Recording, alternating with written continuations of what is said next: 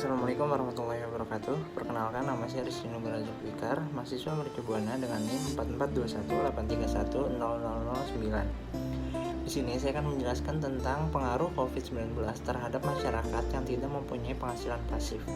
Video ini ditunjukkan untuk memenuhi persyaratan ujian tengah semester pelajaran metode kuantitatif yang diampu oleh Pak Aryadila.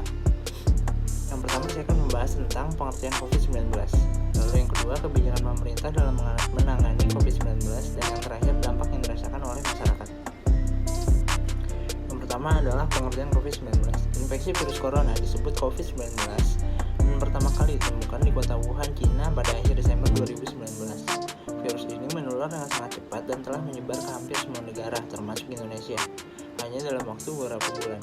Hal tersebut membuat beberapa negara menerapkan kebijakan untuk memperlakukan lockdown dalam rangka mencegah penyebaran virus corona. Di Indonesia sendiri, diberlakukan kebijakan pembatasan sosial berskala besar atau PSBB untuk menekan penyebaran virus ini. Coronavirus adalah sekumpulan virus yang bisa menginfeksi sistem pernapasan. Pada banyak kasus, virus ini menyebabkan infeksi pernapasan ringan seperti flu, namun virus ini juga menyebabkan infeksi pernapasan berat seperti infeksi paru-paru atau pneumonia. Selain virus SARS-CoV-2 atau virus corona, virus yang juga termasuk dalam kelompok ini adalah virus penyebab Self-Acute Respiratory Syndrome atau SARS dan virus penyebab Middle East Respiratory Syndrome atau MERS. Meski disebabkan oleh virus dari kelompok yang sama, yaitu coronavirus, COVID-19 memiliki beberapa perbedaan dengan SARS dan MERS, antara lain dalam hal kecepatan penyebaran dan keparahan gejala. Lalu selanjutnya adalah gejala COVID-19. Yang pertama adalah demam. Demam adalah suatu keadaan saat suhu badan melebihi 37 derajat Celcius yang disebabkan oleh penyakit atau peradangan. Demam juga merupakan pertanda bahwa sel antibodi manusia atau sel darah putih sedang melawan sesuatu virusnya atau bakteri. Anak yang memiliki suhu tinggi, karena suhu tinggi berkepanjangan dapat menyebabkan sawan. Lalu selanjutnya adalah sesak.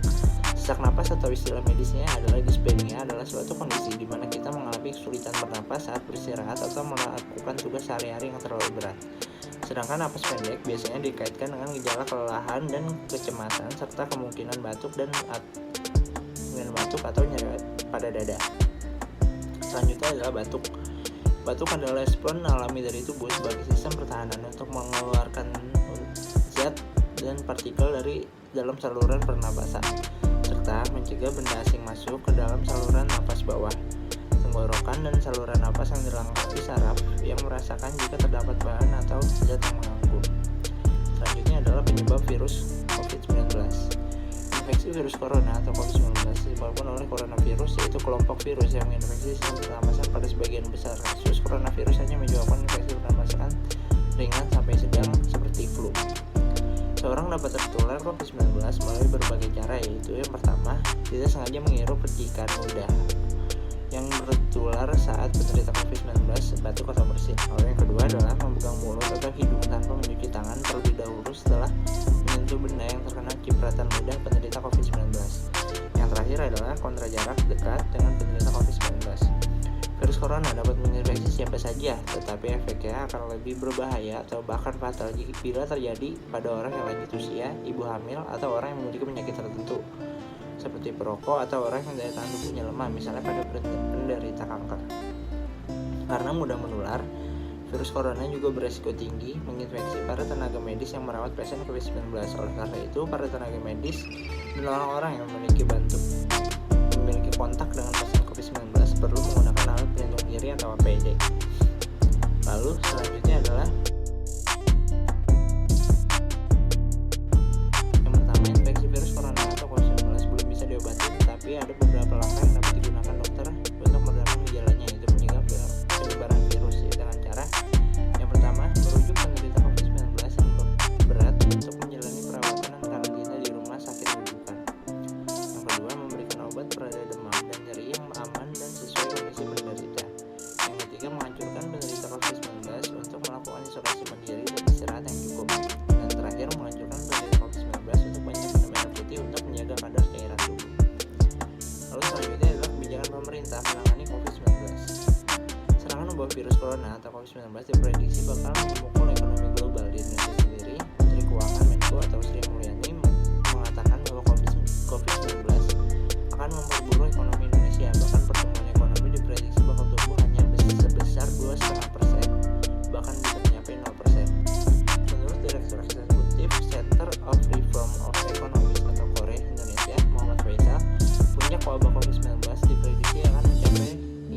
3 bulan mendatang. Hal ini akan membuat pertumbuhan ekonomi jatuh di angka 2% hingga minus 2%. Baik sekali ya. Beberapa klaim kesiapan penanganan COVID-19 telah diumumkan pemerintah, termasuk kebijakan-kebijakan yang akan diambil, termasuk kebijakan yang berkaitan dengan antisipasi dampak penularan COVID-19 pada ekonomi domestik atau stimulus ekonomi 1, 2, dan 3. Patut diapresiasi. Meskipun demikian, Korea Indonesia menggarisbawahi beberapa kebijakan ekonomi yang perlu diperkuat. Selanjutnya adalah stimulus ekonomi yang dicetuskan oleh pemerintah. Yang pertama adalah sebagai wujud bantuan kepada masyarakat, pemerintah membatasi beban listrik bagi konsumen PLN dengan daya 45 volt ampere selama 3 bulan ke depan, yakni untuk biaya April, Mei, dan Juni. Selanjutnya, Presiden meminta untuk diberlakukan pembatasan sosial skala besar yang didampingi dengan kebijakan darurat sipil.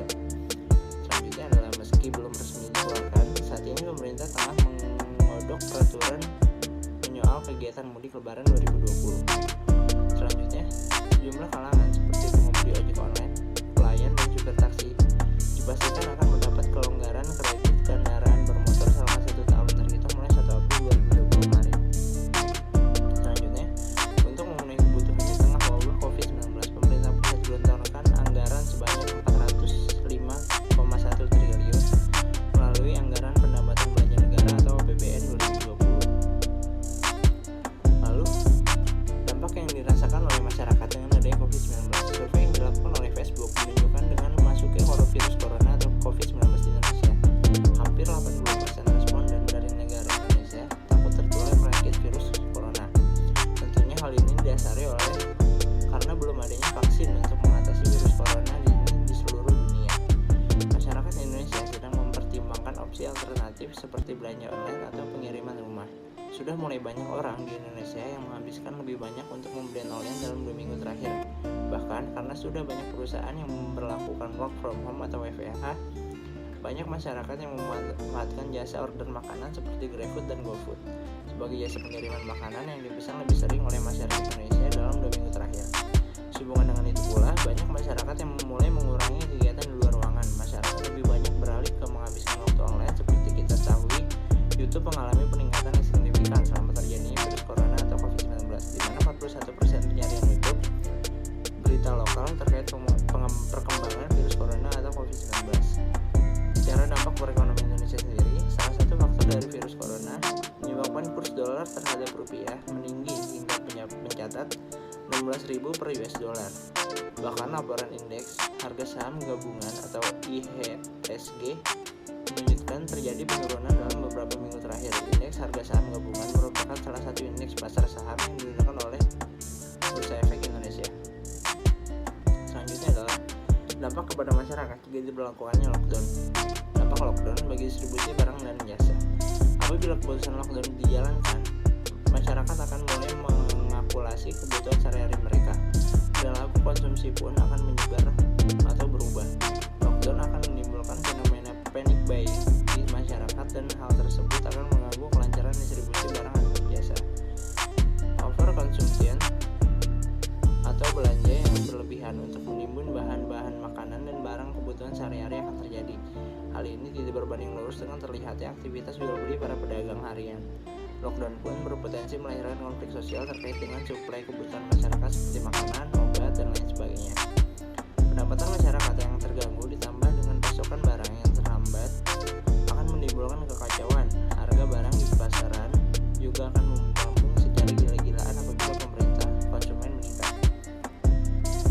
Mengutip perkataan Eko Listianto, Deputi Direktur Institute for the Development of Economic and Finance, intensif apapun yang diberikan pemerintah tidak akan efektif jika corona tidak bisa diatasi. Karena meskipun jika pada akhirnya pemerintah memberi bantuan, namun kondisi masyarakat dan pelaku ekonominya cemas dan tidak stabil, bantuan tersebut tidak akan berfungsi dengan efektif. Sektor transportasi juga akan mengalami dampak lockdown, mulai dari ojek online, konvensional atau taksi, kereta, dan maskapai penerbangan akan terganggu jadwal operasinya. Alat transportasi ini akan kehilangan penumpang, meningkat mobilitas masyarakat yang akan terjadi. Mungkin itu adalah beberapa yang bisa saya jelaskan